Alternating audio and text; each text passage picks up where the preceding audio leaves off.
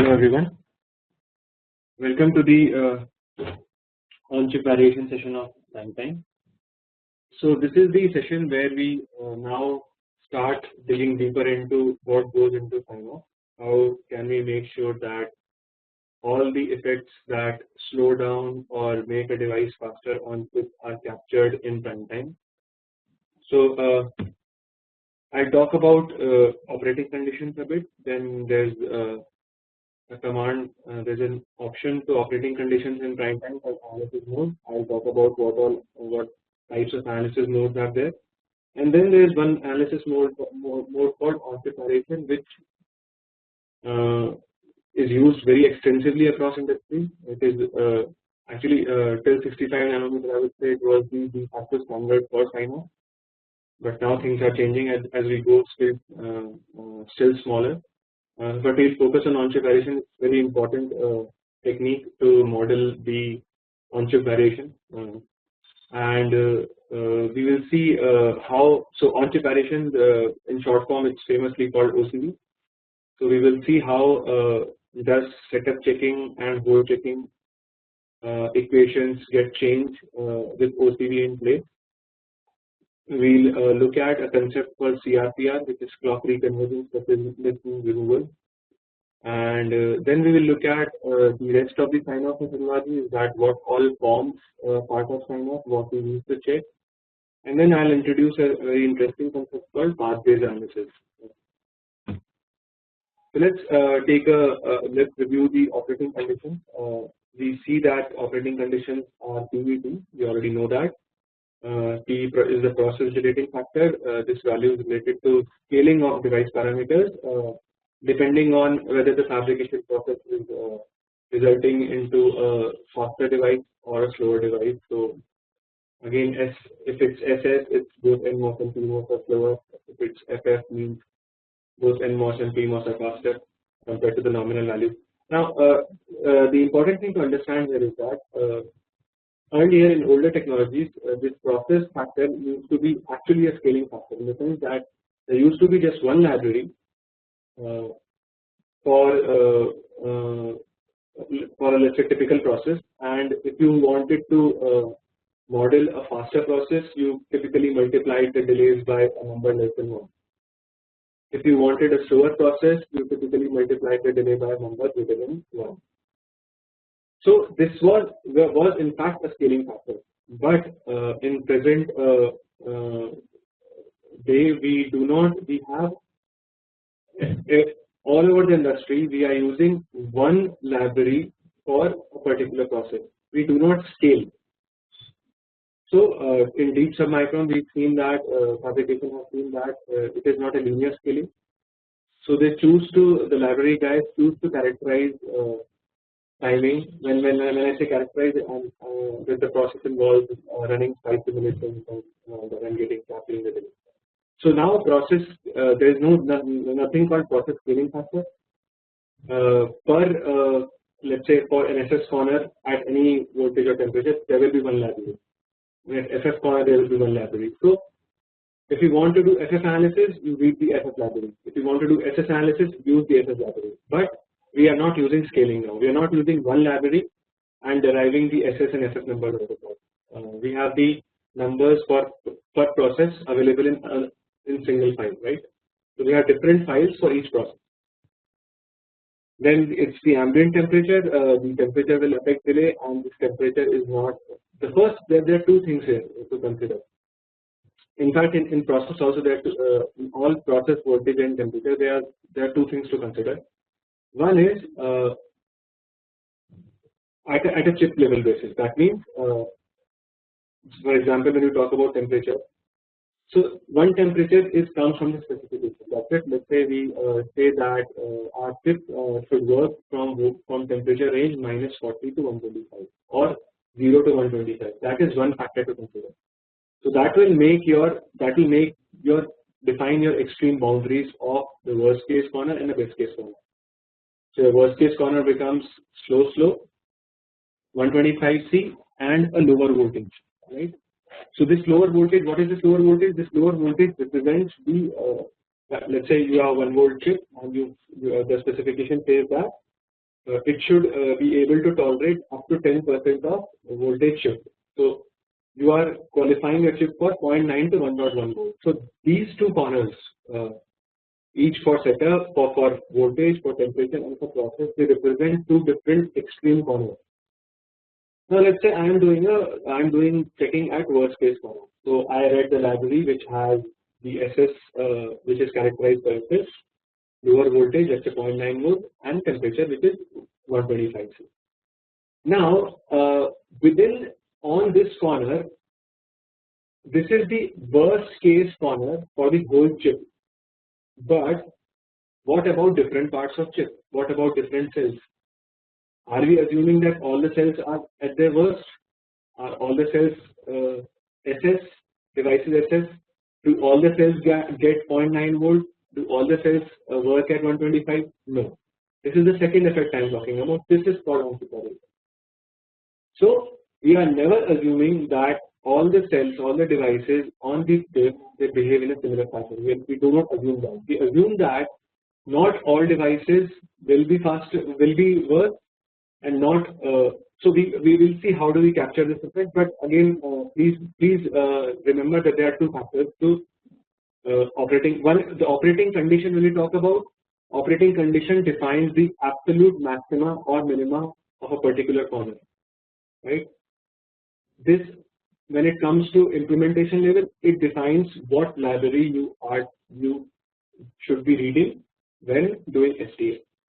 So at the very basic level, you should be reading one worst case corner and one best case corner. Then within that analysis, how do you capture the effect of variation across different devices?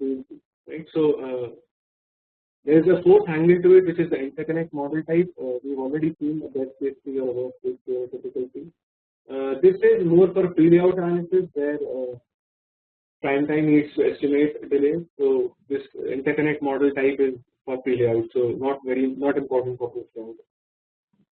Now let's see what is analysis mode. So we saw the operating condition. Now we choose the operating condition. Now let's say I have chosen a worst case condition, and now I want to see what is the analysis I want to perform. What type of analysis I want to perform. Now this is what I was talking about. You have parameters. So semiconductor device parameters can vary with conditions such as fabrication process, operating temperature, and power supply voltage. The set operating condition command specifies the operating conditions analysis, which is very clear, and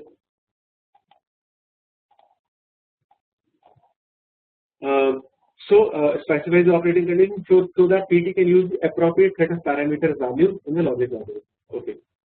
Now, after choosing the operating condition, you have to choose which of the modes you want to, which of the analysis you want to perform. Either it's single operating condition, on-chip variation, or advanced operating condition.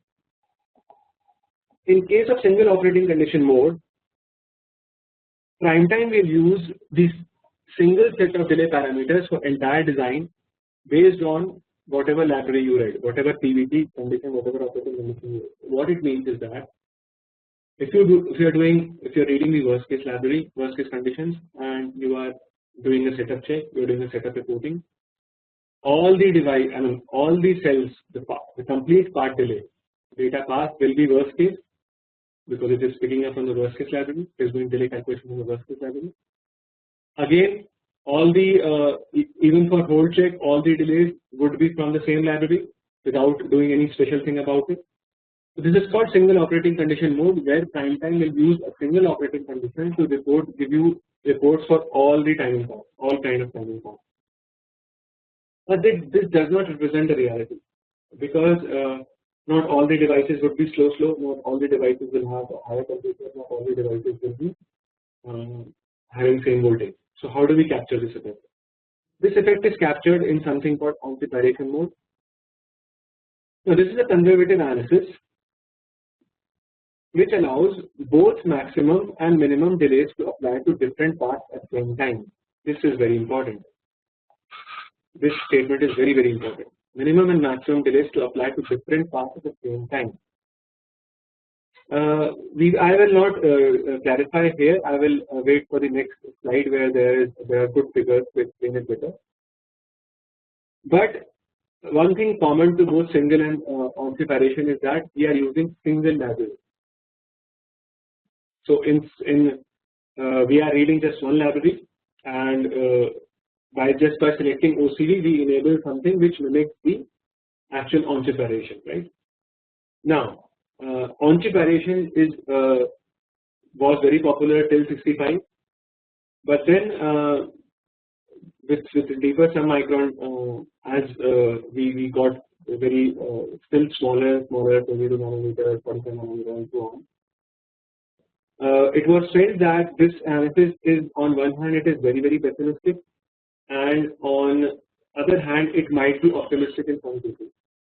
So, to solve these problems, a new method was proposed by Synopsys. So it is called advanced on-chip variation.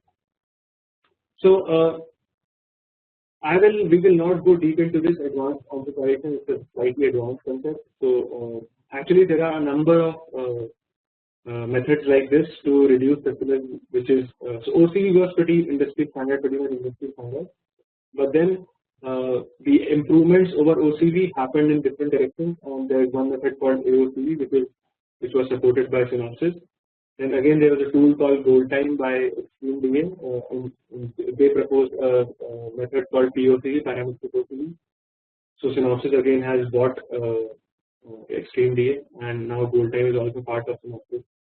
So now this POCV is also part of Primetime. So Primetime now supports AOCV and POCV both. And on the if you keep going in this direction, the STA is getting replaced by SSTA. So STA is static timing analysis. SSTA is statistical STA. So truly, the device parameters, that the variation in device parameters is truly a statistical problem. So now we are moving towards statistical STA. I will have one presentation where I'll give some basics about SSTA, but for the lab sake, for the scope of this course, we will work on chip variation, right? This OCV mode. We will not work on AOCV. Just to introduce you to the concept of AOCV. So AOCV will apply some factors to be some scaling factors. So OCV also has some scaling factors. AOCV, the scaling factors change depending on the logic depth of the path and on the physical distance traversed by a particular path. So it is dependent on the path length plus the number of stages there. So we will see this thing will become more. It will make more sense when we discuss about it. So this is there's one more analysis condition called BCWC, where you can use two libraries, min and max. But this is where we compare with what is the difference between single operating condition and OCV mode. So see so there are two columns here. There are two rows, setup and hold, in both the cases. So let's say single, and then we'll see what OCV improves over it. So now let's assume that we are working in a big design, complex design, where a data path, for example, from register to register, a data path will. We saw an example where the data path, there can be multiple data paths from register to a register path. One of them will be longest with most critical path for setup. One of them will be shortest, it will be most critical for hold. Right? Similarly, a clock port. A clock defined on the clock port can reach registers through different paths if you have a lot of muxing, a lot of logic in the clock port. So for setup, the launch, so there are four type of paths now. Now we are working in post layout mode. So clock tree is also in place. So now there are four type of paths. The launch clock path, which means that the path which clock takes from the definition point to the launch clock. This is a launch clock path. Second is the data path, which is the path from clock to queue. starts with clock to queue of register 1, goes to combination logic, ends at the data pin of the capture clock. This is the data path. The third is the capture clock path, which defines the clock path from the clock definition point to the capture clock. Now we are working in post layout mode, so launch clock path will not be exactly same as capture clock path. The capture clock path can have more or less number of elements or different elements than the launch clock path. We will see a lot of this in the lab. So for setup, when is the setup going to be worst? So when you talk about SPA, you always take the worst possible scenario. This is how we do things, right? This is how we verify that design will work in the absolute worst condition or absolute best condition. So the launch clock path. So remember that launch clock path and data path are similar in this fashion because they form the part of the launch delay, the launch part delay. So for setup, the worse they are, the worse it is for setup check, right? So for launch clock path, prime time will take always the late clock. Late clock we here means that it will take the longest path for the launch clock path. Maximum delay in the clock path, maximum now. Late means the maximum. Late here also means that if you have defined clock latency, it will take the longest late option. Also, it will take the maximum delay in the clock path. Sorry, yeah, late defines the latency, so it will take the late value of the latency.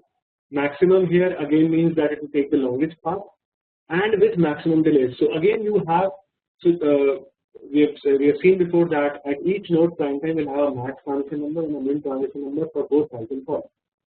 For this case, it will take the maximum. That means it will take the worst transition numbers to calculate delay, so which will result into maximum delay in clock path. And single operating condition with no derating. That means derating is just scaling. There is a command called set timing derate where we can scale the path. So no derating means that it will not apply any scaling when you select a single operating condition. Similarly, data path will take maximum delay. Maximum delay considering the longest path and the worst transition. The situation changes for capture clock path. Now the capture clock path will be taken. It will take the early clock.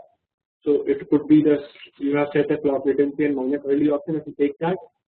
Plus it will take the minimum delay, shortest path and the best transitions, and no derating.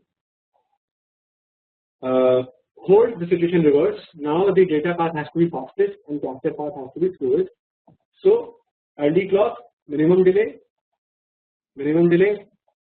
single operating minimum delay, no derating. For capture clock path, it's late clock and maximum delay in the clock path.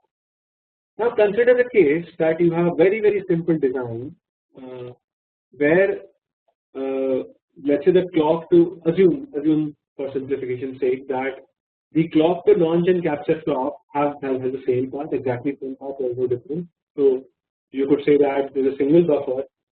So you have a clock tree and the one buffer drives both the launch path and the capture path.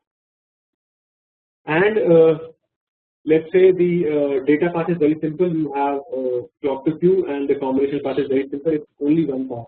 There are no multiple paths. So it's just, let's say there is a series of buffers. That's it. There are no other paths. Now in this case, there will be a very little difference between the type of delay calculation done for setup and type of delay calculation done for hold. Why? Because there is no difference between a late clock and an early clock, and you assume you have no clock latency in place. There is no difference, virtually no difference between a late clock and an early clock, or there is no difference between a maximum delay of a data path and a minimum delay of a data path. There will be slight difference between the transition calculation, which will affect the delays to some extent. That will be the only difference. So single operating condition assumes that all the cells in the path delay are have the same operating condition, which you have read only one operating condition, and it will not steal any paths, right? So in effect, if you try to see it, match it with what happens on chip, is that all these cells are now operating at the worst condition if you are reading the worst case, even for hold check, right? Now this doesn't really match us with the on-chip variations that take place. That is why the OCD mode was introduced to capture these effects well. Now the most important thing in OCD mode is that we apply something something we call a timing delay. We apply a scaling factor. So what we do is that we say that okay, now data path will change. So you can apply a different scaling factor for data path, for clock path, for nets, for cells, and so on. We will see an application in the lab. So what we mean to say is that we tell that okay, in a particular operating conditions, let's say worst case operating condition, we already know that all the cell delays are at their worst, right? So we say that okay, for worst case operating condition, this will remain as it is, but it may happen that some of these cells in the data path can be slightly better than the worst case condition. Slightly better, they are not SS. Maybe one device is not completely slow. It can be faster than the other, right? Not all the devices in a particular path will behave in a similar fashion. So we say that okay, for late, if you want to delay the path further, you cannot delay it because you are already at worst case operating condition. But we can make, if the cell by any chance is faster, then it will be faster by maximum, let's say 10%. So we say that if you want for faster cells, use a delating factor of 0.9. Now what it does is that again it will take the worst case scenario where all the delays in the launch clock path for setup and data path will be deleted by that factor, by the late deleting factor. Now, if you are choosing a worst case controller, absolute worst case controller, this late deleting factor can be 1. Right? You can set it to be 1, or in fact, if you set it to be more than 1, let's say 1.1. So that what it means, it will delay the path, each of the path by 10% more. So it will add 10% more delay to the absolute delay. But on the other hand, for capture clock, it will make it come early, still earlier, by applying the delay factor. Now let's say you chose the early delating to be 0.9. So it will make the clock a bit earlier. And in hold is the other way around. It will now make the data path, the complete data path, come a little bit earlier based on what is the early delating, and the capture clock will now be late. This is I understand this is a bit confusing, but let's now see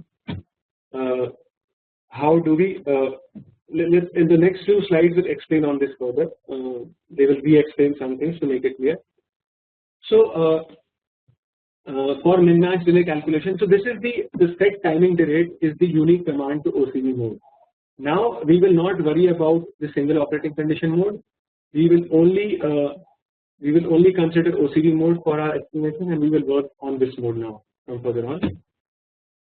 So set operating command defines the operating condition, and there's an option called analysis mode where we specify what is the analysis mode, whether it's single or OCD. By default, it will. So by default, we see that it chooses single operating condition mode. This can change from version to version. I have seen that the newer version will take the OCD mode as default. Using this mode, we need to perform multiple analysis runs to handle multiple operating conditions. We have seen this. Typically, we need to analyze at least 2 operating conditions: the best case and the worst case. In OCD mode, so this OCD mode important, very important. It's a very conservative analysis that allows both minimum and maximum delays to apply to different paths at the same time. So we have seen that it applies for setup check the data path, it will make it work, still work.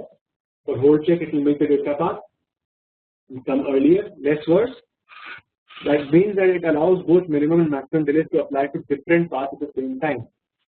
Let's see why do we do such conservative analysis? Because of this, the process and environmental parameters may not be uniform. They are not uniform across different portions of the data. Not all the devices are. So let's say you are working in best case operating condition, you cannot assume that all the devices are equal. Some of the devices will be slower, right? Some of the devices will get a lower voltage or higher voltage or lower temperature or higher temperature. Besides the variation in the process parameters, different portions may also see power supply voltage depending on the II drop and temperature difference. These differences can arise due to many factors: IR drop, VT variations. Not all devices have same VT. If you learn about the fabrication process, you must have learned about it, and you see that how the VT is set.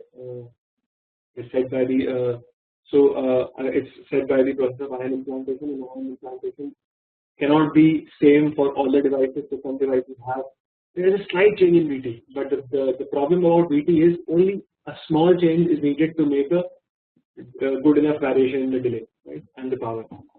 Channel length variation, we saw that the channel length is a random channel length will be a random problem.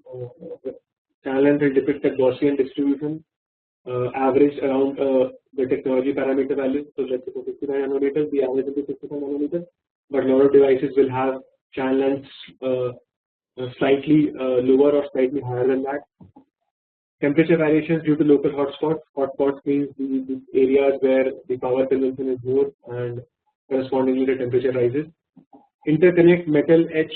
So interconnect, for interconnect each of the metal layers there is a specified thickness, but there can be again variations in fabrication process. So all these effects come under this heading on chip variation, and this OCV method is very we apply a conservative method to make sure that we are modeling all these effects that are seen on chip in terms of the timing calculation. So now let's look at a diagram and see that how OCV handles setup check. Now let's say now the derate is where is the derate value? Okay, so fine. Let's say we set some derate, and because of that derate, let's say we set some derate. So the maximum derate would be more than 1, and the minimum derate would be less than 1. So now let's see this logic where this is the clock. So this part is the clock launch path. This part is the data path, and this path is the clock capture path. Right. So first, let's just understand this why this is a launch path, because this is a launch clock, and the clock reaching here is the launch clock. The clock reaching at this the capture clock. This is the capture path, clock capture path. Now see what happens to the now. One important thing is that this part of the clock is common to both launch and capture. Right. One thing, please note this thing here. We will see how this, what significance does it hold later on. And now this path, this launch clock path. Now, first thing is that this launch clock path is anyway different from the launch capture path after the common point. Right. So anyway, they are going to have different delay.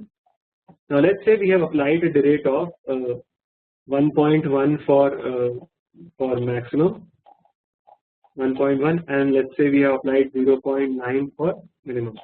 So what it will do is that it will take whatever delay is here in this section, the launch, and it will multiply it by 1.1 for setup check. For data path, again, whatever delay is there from the clock to Q plus combination, it will multiply by 1.1. And now when it captures this path, this capture path, it will multiply by 0.9. It will make the capture edge come early, right? So this is what it's mentioned here. Launch clock path is maximum, max data path, and minimum and earliest delay for the capture clock path. You can also apply derates to the checks. These are delays. T setup is not, unless and until you do something special, T setup remains as it is because it is not a delay. It is just a timing check for the particular clock. You can also, although there are ways to derate this also, right? But you will not go into that. Just make sure that you understand that the launch clock path and the data path will get delayed, and the capture clock path will become less. It will come earlier. So this is the in the example, the setup timing check condition does not include any OCV setting for derating delay. Okay, yeah, that's what I was mentioning. The setup timing check does not include any OCD setting for deleting delay. That means the check, nothing happens to the check. T setup 0.35 remains as it is. Prime time does not do anything on it because it is not part of the delay. It is a check. So unless and until we do something special about it, it is not going to modify this check. So this is the equation now. Launch clock path plus max clock path, max data path forms the part of the path delay. It should be less than or equal to, the equation is modified now. It should be less than or equal to clock period plus capture clock path minus T setup, right? Earlier, when we were considering ideal clocks, these two things were not there. These two things were absent: the launch clock path and the capture clock path. And the equation, this is now a very familiar equation: max data path less than or equal to clock period minus T setup. This is all what we have been studying till now. But now, in post layout, the clock paths become different, right? So we need to capture that effect somehow. In pre layout, we capture this effect by the use of set clock uncertainty. But in post layout, we have actual delays available. So this equation gets modified and the clock delays come into play here, right? So the minimum clock period, this is how you can rearrange the equation and calculate what is the minimum clock period. Is launch clock path plus max data path. It should be a minus capture clock path and yeah, plus T setup. Now this is from the figure, it is putting some values. What is the launch clock path? Is launch clock path is 1.2 plus launch clock path is 1.2 plus 0.8, data path is 5.2, the capture clock path is 0.86, T setup is 0.35. So this is, it is calculating, doing some calculations here. So we are calculating the minimum clock period. Yes. Now this statement is very important. The path delays correspond to the delay values without any OCD derating, and we have to derate using these. This is the way, this is the command that we can use to derate it. Please remember, OCD without derating at a single operating condition doesn't make a lot of sense. So whenever you are doing timing analysis, you have to make sure certain things: what operating conditions you have read in, have you selected the on-chip variation mode? Yes. Last thing, apply timing derate. Now one question: how do I come up with these values, right? So these values are usually calculated. There are some backend tools. There are backend tools who do place and route. They have a method. They have a way of calculating these derates for you. So usually they come from the backend team for a particular technology, right? So these are not arbitrary numbers, and in fact these numbers will be different for cell, for net, for clock. So the clocks. So the clock tree is of a very uniform kind of nature. That means there are some particular types of cells which are only used for clock tree. So usually clock tree has a tighter limit on variation, and data path, since its combination is data path, there are any number of cells will be used, number of types of cells will be used, so the variation band becomes a little wider compared to clock. So usually I have seen that the data derate values are much wider, much more than the clock derate values, right? So this is how setup check is performed. So again, three things: proper operating condition, selecting the on-chip variation mode, and setting the proper derates. These three will make you help you in doing proper OCD, proper checking, proper modeling of the on-chip variation. Now let's see. Other OCD analysis at worst PVT conditions. So if the setup timing check is being performed at the worst case PVT, no derating is necessary on the late path, as they're already the worst possible. This is again important. This is why the timing derate late is 1 and the derate early is 0.9 or less than 1. So this is just please take a while to understand this concept, that we're already at the worst case operating condition. So why make the data path still have more delay? The cells are already at their worst delay. They cannot have more delay. So the timing derate for the late will be 1. Earlier, yes, it will be less than 1. So the rate specification on the capture clock path can be something like this. So this is just a different way of saying that your late derates will always be 1, or worst case operating should be 1. In fact, many people will slightly derate depending on. So many times it may happen that the worst case corner that you have might not be the absolute worst case corner. So some people will still put some derates which are greater than 1 for the worst case. So totally depends on what technology library you are following, what technology you are working in, what is the sign of flow. So these things are not set in stone. They vary from even from division to division in the same company, depending on the history of the chips. So it all comes down to yield. How many chips after manufacturing do not pass your tests, right? It all comes down to yield.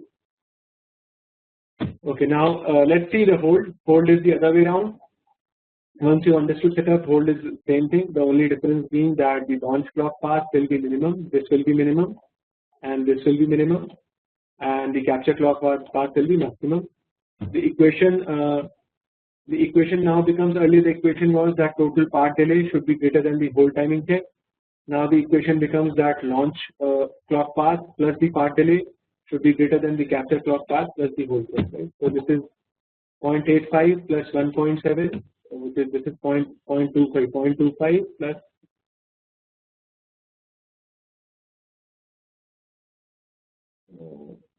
Okay, I think it's 0.85 plus 1.7. Okay, yeah. So this is 0.85 plus 1.7 minus 1, which is the capture clock path, and minus 1.25, which is the hold check, should be greater than 0. Yes. So this equation is just rearranged. So idea is this should be greater than this one. So this is again we apply this, how you apply timing delay, and if and ever you want to derate the timing check, that is the T setup and T hold values, you can use this command set timing derate minus cell check. Just a caution here. This is where I think it is. I do not recommend doing this. I do not recommend using early values. Now in this case, to be on the safe side, to be on the more conservative side, ideally I would not like to change the values of T setup and T hold. That is, I would not like to make them lesser. The higher the value of T setup and T hold, the more conservative is your analysis, right? They are check values, not the delay value. So in any condition, I would not like to have the check value which is lower than what is given in the library, right? So I will never apply a minus early value. If you want to make it more conservative, apply the late value, but don't apply any early value, right? Many people, what they do is they make the mistake of assuming that the check value, let's say the hold, the T hold here, many people assume that it will get the same derate as the early here, as the data path here, but it is not true. T hold and T setup are the checks, they are the boundaries. If you reduce this value, the window during which the data should be stable around the clock is reduced. So you are not in safe territory now. You are playing with the values. You are making the values less. You are making it less conservative. So if you give a minus cell check option, don't give a minus late option unless and until you are very sure that you want to make it less conservative. Right? Be careful. Understand the difference between the cell check and without this option, that is the cell delay, right? This is a cell check, not a cell delay.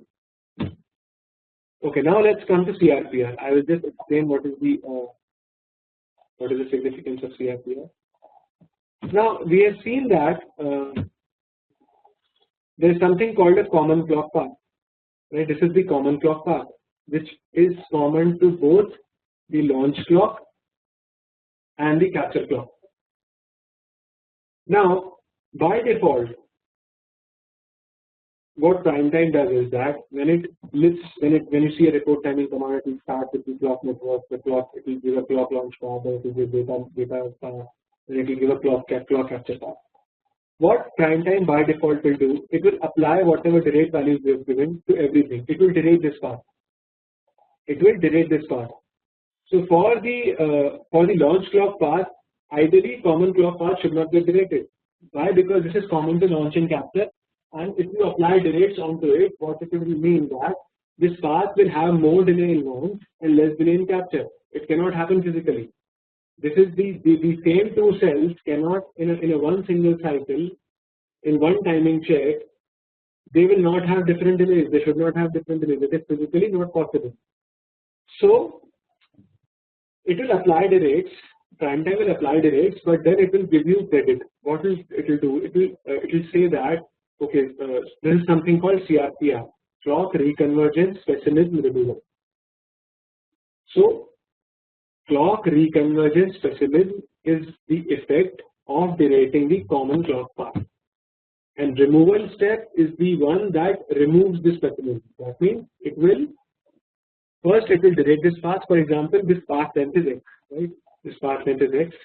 In launch, let's say the derates are 1.1 and 0.9. So the launch, let's say the x is just the delay for the common clock path, not the complete path. So in the launch for setup, let's say I am talking about setup. In launch, the delay will become 1.1x. In capture, the delay will become 0.9x. CRPR, what it will do, it will give you back this difference. This difference is 0.2x. So in the end of the timing report, you will see a row which says that clock reconvergence pessimism removal, and it will give you back the pointer. So whatever it will reduce, if your slack is negative, it will increase your slack value by this amount. So this is why this happens is that the CRPR calculation by default prime time will do launch clock path and capture clock path, right? It's easier for it because it will. Now for CRPR, so calculating CRPR, prime time needs to understand for every path, for every timing path, the common clock path keeps on changing. So the calculation of CRPR is a very compute intensive job. So if CRPR is enabled, the timing analysis will take more time. This is why it's a separate step.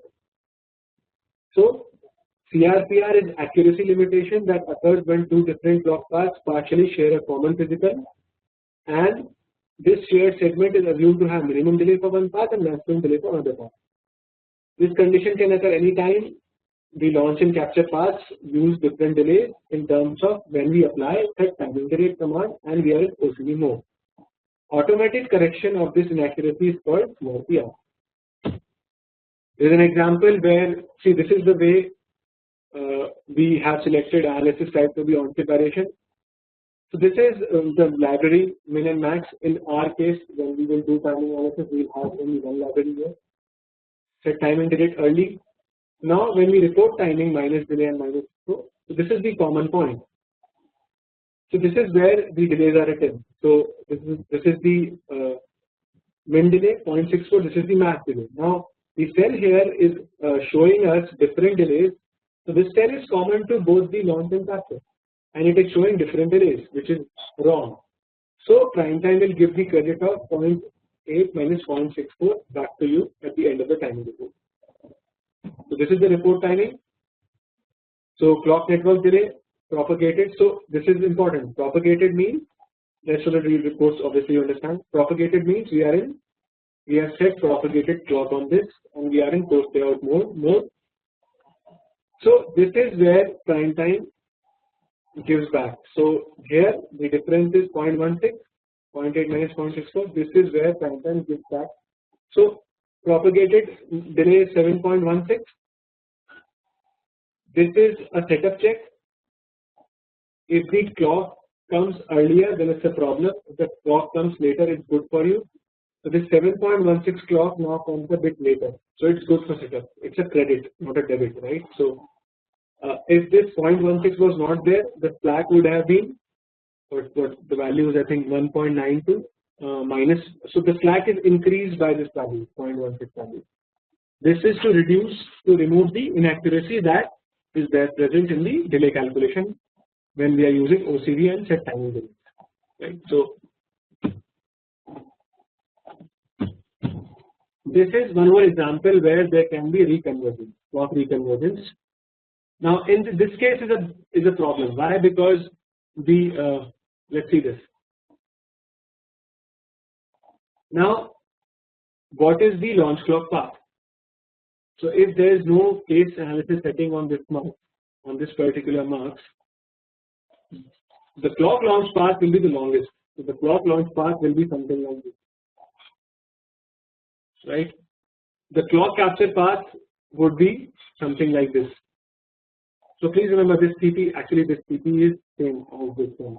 So this, actually the figure should be like this. So this without even, so but the point is that this mux will have some value 0 or 1, right? And it should not, this is a wrong case where you have a mux logic in your clock path and you have not set anything on it, and prime time is taking longer path for one case and shorter path for other case. In all probability this is not correct. So what you should do here is that you should set some case analysis on the mux, some proper case analysis on the mux, and select either this path or this path. So this is one case where there is a reconvergence. Reconvergence means that the clock is getting diverged here and the clock is converging here. It is reconverging. So you have to make sure you select only one path. So these are the problems that come during clock path logic designing, where you have a lot of muxes, lot of cases where some other clock will be taken for test mode, or a divide by 2 clock will be taken for scan, and so on. So there are a lot of cases where you have this problem, and you have to make sure that all such cases you set proper case analysis. Right? This is where case analysis becomes important. To select a particular mode for timing analysis. If you don't do that, then you have big violations. Why? Because the clock path itself there's so much variation in the clock path itself. Right? Now let's talk about sign-off methodology. So what do we do as part of sign-off? So STA can be run for many different scenarios. The 3 main variables: PVT corner we have seen, operating mode is OCV, we apply OCV, and the third is parasitic corner. What is the RC interconnect corner, right? So let's see the parasitic interconnect corner. We have never seen in the history of this course. We have never mentioned this one. So parasitic interconnect corners are governed by the variations in metal bits in the manufacturing process. So I've already mentioned that there are separate tools that will do the extraction. That means that will calculate the value of R and C from the layout. So one is called typical, where nominal values of interconnect resistance and capacitance are extracted. Other is max C, where the capacitance is max. Min C, where the capacitance is minimum. Max RC, where the RC is maximum. Min RC, where both R and C are minimum. So usually one of these corners is selected. So usually what will happen is that worst case corner will be now worst PVT plus probably max RC, and the best case corner would be min, the best case condition, whatever the FF and the higher voltage and lower temperature, plus a corner where the combination of R and C gives the least delay. So probably this corner results in smallest delay for path with short mode, so and can be used for min path analysis. So apart from knowing the operating condition with PVT, you should also know what is the worst corner for parasitic. Usually again this comes from the backend team, from the people who are doing backend. A front-end engineer might not know about this, so it comes from the backend usually. So then comes the operating mode. So you have selected. Now let's say you have selected a worst case corner plus a parasitic corner which gives you worst delay. Now for that operating condition on parasitic corner, in a full chip you might need to do so many modes: functional, high speed clocks, functional 2, functional 3, functional 4, scan 1, scan 2, BIS, JTAG. This is where STA becomes such a big problem now. It becomes so much compute intensive. That means for each operating condition, so let's say you have, so the chip I was working on, it had 6 operating conditions: 2 for setup, 4 for hold. Right? In fact, all 6 we have to make sure setup and hold is equal for all the cases. Now for the 6 operating conditions, we have 3 functional modes and we have 3 test modes. What it means is that, so 6 operating conditions into 6 modes. So this is called, PVT is called operating condition. This is corner or condition. Operating mode is whether it's functional or test. So we have 6 corners and 6 modes. That makes it 36 runs. We have to run prime time 36 times. Each of these will have individual corner and individual mode. So one mode will be functional mode 1 and worst case operating condition 1. Other would be functional mode 1, worst case operating mode 2. So I have 2 worst case corners and 4 best case corners. So this is where STA becomes much more challenging, right? In corner based STA, the number of corners keeps on increasing with the technology getting more and more complex. It is very difficult to define one absolute worst case or absolute best case corner. There can be more than one. There are more than one. So as an STA engineer, if you want to sign off your test, you have to run 36 corners, and you have to make sure that your timing does not violate in all such corners and modes, right? So PVT corners dictate at what condition the STA analysis takes place. So this is the combination I was talking about. These are modes and these are corners. Usually I am not worried about typical. Typical lies between best and worst, right? You can have multiple best case and multiple worst case corners. So I hope you now appreciate the challenges that lie for an STA engineer. So the biggest challenge is to verify everything in so many cases. There are 36 cases what I have listed here, right? Okay, now let's move ahead. Now let's see. Let's spend again. I will review the transition propagation. It's a very important concept. So there's an AND gate. There's a timing graph from A to O and B to O. The problem is of slew calculation at Z. Slew is nothing but transition. Does it use the slew from A or B? So at Z. So let's say A is arriving late, but B has a worst slew value. Which output slew should prime time propagate? That means should it now at Z prime time can only have one max value and one min value. It cannot have a value which is dependent on A or dependent on B. It cannot have, let's say there are 5 pins here, 5 input pins. Still the output pin will have one max value and one fall value for each rise and fall. So it can only choose one of the transitions of all the 5 inputs. It will not store all the values. This type of analysis is called graph based analysis. This is the default analysis that prime time performs. Whatever report timing you do, whatever in post layout mode or pre layout mode, the type of analysis which you are doing by default is called the graph based analysis, right? And it just depends. There's just one variable to control whether it should take the worst transition value among all the inputs or it should take the transition value for the worst arrival time. Use this always. This is the default. Use the worst value. Don't use the worst arrival time. It becomes optimistic sometimes. So default is the worst case slew. Worst arrival slew, as I told before, can be optimistic and should not be used. Prime time will only keep one rising and one falling transition at any given point. 4 is in OCB mode. 4 why 4?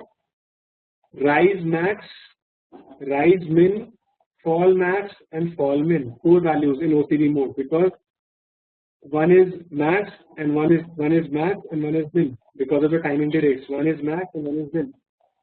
If it didn't do this, a pin at the end of logic cone will have thousands of possible transitions because of the number of stages. So let's say you have 3 stages here. These are not buffers, just some generic pairs with multiple inputs. Let's say with multiple inputs, right? Now, what about the transition at this pin? It will have the transition. If prime time was supposed to store all the transition numbers here, it will have to go back a long way, and it will have thousands of values like this, right? So this is why, to make the analysis reasonable and make the data reasonable, not in like thousands of data per endpoint, prime time will only keep 4 in OCD mode, 4 values. So it will propagate the worst case slew through each pin and final pin. What it means is that The graph based analysis is very pessimistic. That means for a particular timing path, please don't get worried if you don't understand this. You will understand it with experience also. Now let's say a path, register to register path, at each now has a combination logic of depth 3. At each point, prime time will store only the worst case value, right, for setup check. Now this worst case value might not be in line with the actual data path. So this worst case value, now let's say there is some other pin which is not even in the data path, but it's driving one of the inputs of the cell and has a very bad transition. So you will get bad values. So this is why we say that graph based analysis is very pessimistic, comparatively pessimistic, more pessimistic. But we have no other choice. Why? Because we cannot, prime time will not store so many values, thousands of values per endpoint, right? Per output of the cell. So what do we do now? Now we have something called path based analysis. Path based analysis is accurate, more accurate. It is not optimistic. Please understand, it is not optimistic, but it is more accurate than graph based. And in path based, prime time will actually calculate the transition values which is dependent on the path, which is path dependent on not generic. Please note, in graph based, the calculation of transition at the cell output takes into account all the inputs. That means it will take into account the worst case value of all the inputs. It is not path based. It does not depend what timing path we are checking. It's a generic thing. That's why it's pessimistic. But in path based, prime time will actually calculate the transition depending on what path is traversing. That is why it is called path based. And it is only used in the very end of the project where you have very small number of violations left and it is becoming difficult to solve those violations, and you want to make sure that, okay, first I have to see whether it meets in path based analysis, whether PBA will tell me that the path is meeting. If the path is meeting, I'm good. I don't need to do any more testing. So because we are into more accurate mode. So important thing, so slew propagation creates a pessimism on most timing paths when there are few timing violation left.